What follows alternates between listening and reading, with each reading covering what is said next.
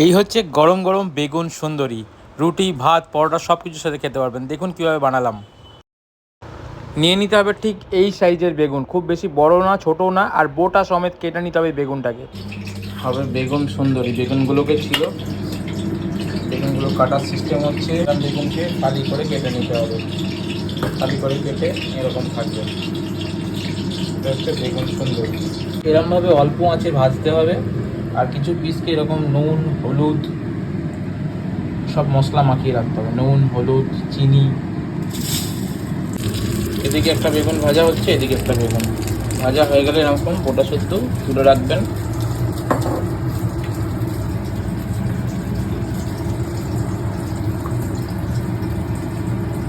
এটা হয়ে গেলে হালকা করে একটু ঘি মাখিয়ে নিতে হবে।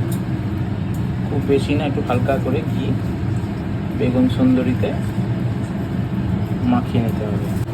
একটু জিরে গুঁড়ো,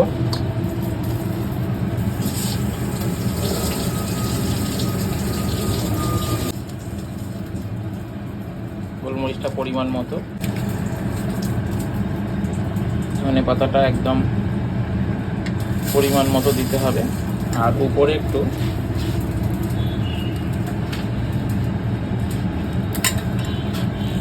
ওই ভেজে রাখা বড়িটা দিয়ে দিতে হবে উপরে ছড়িয়ে।